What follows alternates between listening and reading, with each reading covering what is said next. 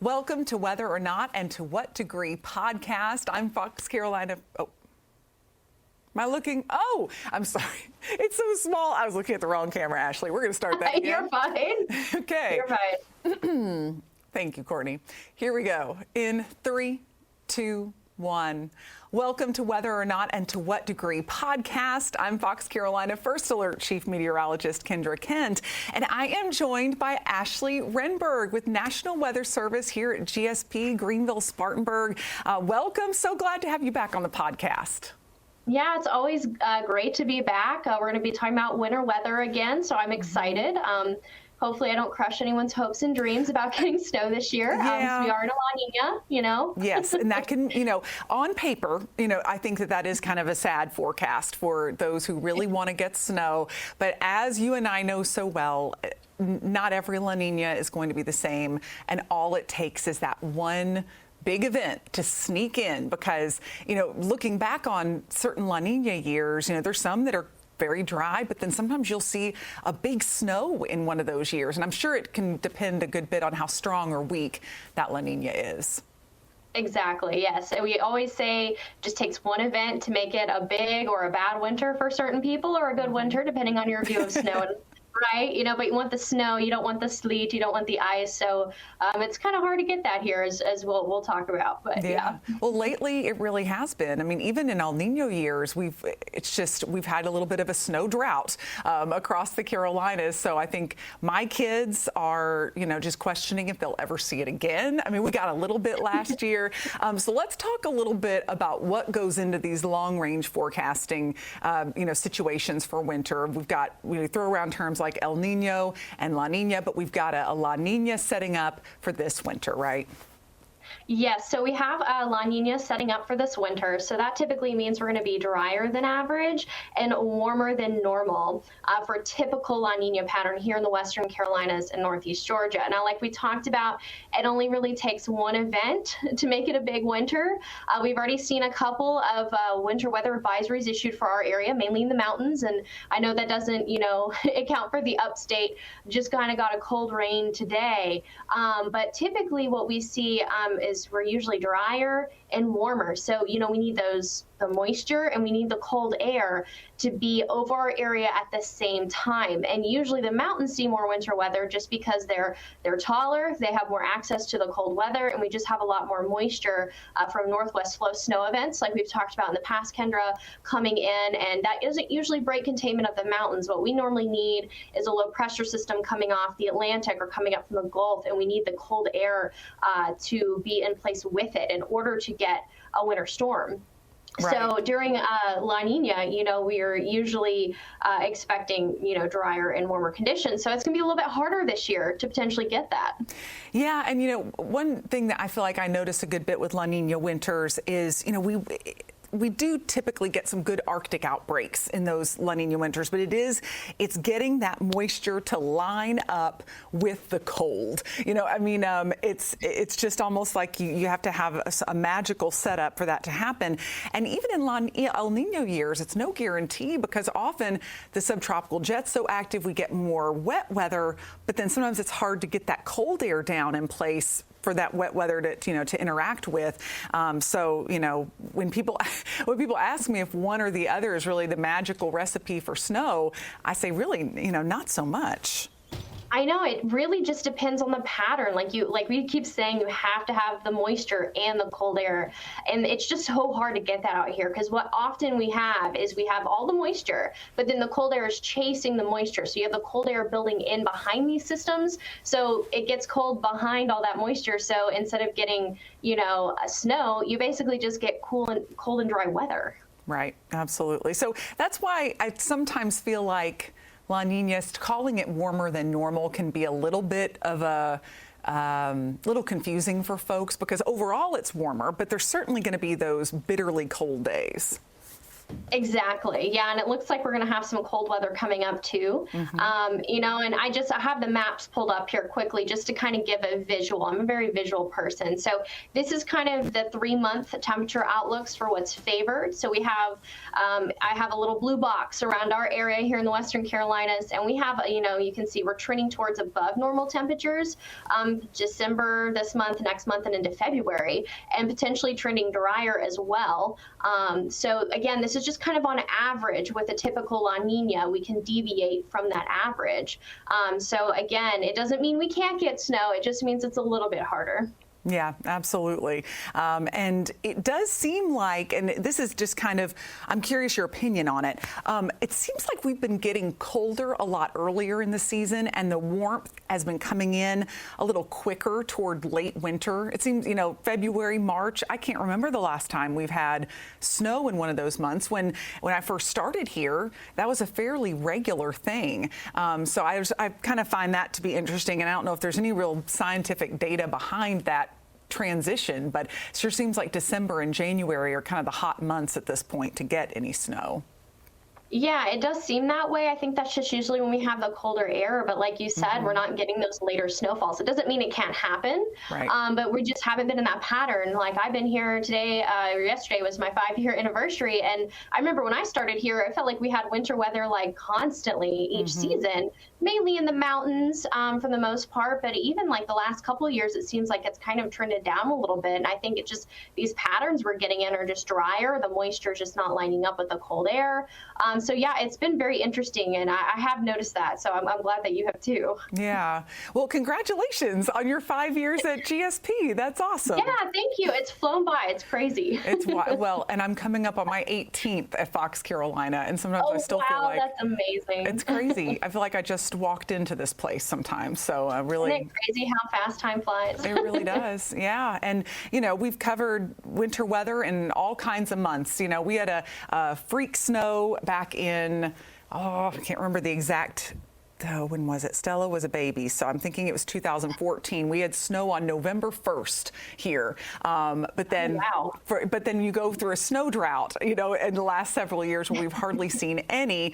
And then I can recall when I first started, we had some big ones in March. So it just goes to show you, and it's all cyclical. It'll all kind of come back. We're looking at a very small time frame, really, in the grand scheme of things, when it comes to how things happen. So I guess the take-home message is, don't give up on hope for a good snow this year. Just know that it might be a little tougher for all of those things to line up. Yeah, we always have to have the ingredients come together. And something that people are always asking me too is, are we going to have a white Christmas? Is it going to snow on Christmas, right? Yes. And it's, you know, kind of hard to get snow here in outside the mountains in Christmas. I mean, you know, it's kind of hard to get snow here in general east of the mountains. The further east the mountains you go and the further south, it's just more difficult for that cold air to make its way down. But I have this chart here just talking about some white Christmases we've seen in the past here at Greenville-Spartanburg. So measurable snow has only been recorded twice since we started taking observations around and at the airport at Greenville-Spartanburg since 1962. And prior to 1962, there was a measurable snowfall about 3 times in the area of Greenville. The observations kind of changed around where they were taken in the early to mid 1900s. So we had about 2 inches in 1909 and in 1947. And then in 1945, we had about 4/10 of an inch. And then I think the big one a lot of people will probably remember, Kendra, is 2010, Christmas of 2010. There's a period of snow that accumulated about 7/10 of an inch from 7 p.m. to midnight on Christmas Day. And then right after midnight, so after 12:01, when the new record starts for the new day, we had about just under an inch falling. So we did have a nice white Christmas in 2010. And then a little bit lesser known one in 2020. I remember this because this was the first Christmas I was here.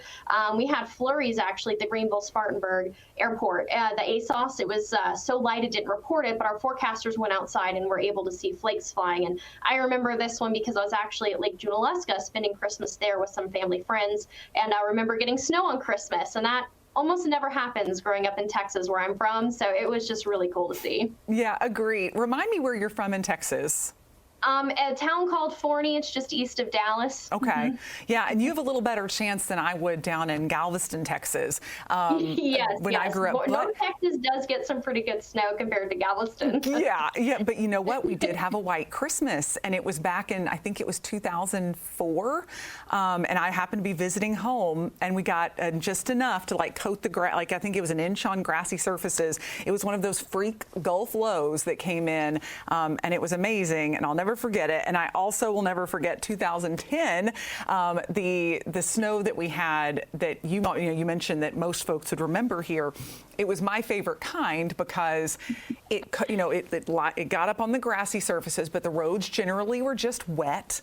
It wasn't. Yeah, it wasn't. And luckily on Christmas Day, you don't have a lot of people out and about anyway. Yeah. But it was the best kind of white Christmas you could have. So if anybody was getting out, things weren't frozen over, and it was a very, very exciting thing. And then 2020, yes, I remember this too. And I just remember 2020 was such a wild weather year for us, and then you add in the pandemic as well. It just it blew me away that we were wrapping up the year, and all of a sudden we were looking at potentially having snowflakes on Christmas, and it was just flurries. It wasn't anything that would cause a lot of problems. But I remember in my mind just thinking like, of course it would snow at Christmas on with 2020 and as crazy and unpredictable as things had been. So, but that's neat that you got to see that at Lake Junaluska. But yeah, I think that the take-home message probably is that it could happen any year, but it's going to be a pretty low likelihood that it'll happen right on Christmas Day, and especially with the setup that we have coming up, we're probably slightly less likely to get an active winter season, but again, that one big one could certainly happen. Yeah, don't ever rule it out, and don't give up hope, especially if you really love snow. Yeah, 100%. Are you a snow lover, or do you kind of think, let's keep it away because it brings such chaos? Growing up in the South and in Texas, you never just get snow. It's always freezing rain mixed with sleet and snow, and when you try to make those fun little snowballs, they hurt when they hit you. They do. That's what I remember growing up. So for me, that kind of snow is not my favorite. Now, I like how you're talking about where it snowed. It was, the roads were perfectly fine. You can drive on them, no problem. That's my favorite type of snow. When I can still get out and do things, but watch the snow come down and not be stressed about, trying to get to work when the roads are iced over and, the drivers out there, including yourself, fighting for your life, on the roads. Yep. And, we have people that work so hard to clear those for us, but it can be very difficult up here just with all the different mixed precipitation types. What about you, Kendra? Are you a snow lover as well? Well, I will say now that all three of my children are harassing me for it, I am becoming more of a hope. I hope that we do have snow, but it is hard. It's hard when you work in an industry, like if you work in a hospital, if you work for a National Weather Service or television, where you have to get out in that winter weather when it happens. Even, it could mean us having to sleep at our workplace or at a hotel nearby. That's the stuff that I don't like. I dread those weird events where we get first the ice and then the sleet and then some snow and then sleet again. Those are the ones that I don't want. And that's exactly how I feel. We have a lot of snow lovers in our office, but I'm like, if you want to see snow, go up to the mountains or go further north, because unfortunately it's just harder to get out here in the upstate, and especially just the pure snow. Exactly. It's usually mixed with something. Well, it just seems like there's always a warm layer somewhere. It's hard to get that deep cold air. And I do remember, snow forecasting is very difficult, but back, I think it was 2010 or 2011, we had a pretty good snow that came in when there was, you always want the cold air to be in first and then the moisture to come in. You don't want the moisture chasing the cold air, vice versa. So I remember that was one of the few times in my career here at Fox that I could confidently tell people the night before, it is going to snow and we're going to get in this range, because almost every other time it's like, well, we're going to be real close to that 32, 33, 31, where it'll probably be snow for a minute and then turn to sleet. And then it messes up your every kind of part of your forecast. And I think people around here, if you've lived here long enough, kind of understand that perspective at this point. But Ashley, I'm so glad you could be with us. I know you're so busy this time of year, and I'm glad we both talked about we wouldn't be able to do this podcast today if the weather was crazy. So at least it wasn't too wild. We had a little bit of snow in the mountains like we talked about, but nothing too wild. Yeah, nothing too bad. Some sleet mixing in the Piedmont today, North Carolina, but not too bad. So, People still able to get out. Well, we appreciate you, Ashley. If you want to unshare your screen so we can say a little goodbye. I feel bad saying goodbye to a graphic. But again, no, I understand. Yeah, well, you're the best. We appreciate you coming on, bringing your perspective. And I know we really didn't give anyone a solid answer on the season, but hopefully a little more perspective on what we're looking at. And I know you really helped with that. So, Ashley, thanks again for being part of our podcast, and hope to see you soon. Absolutely. All right, bye.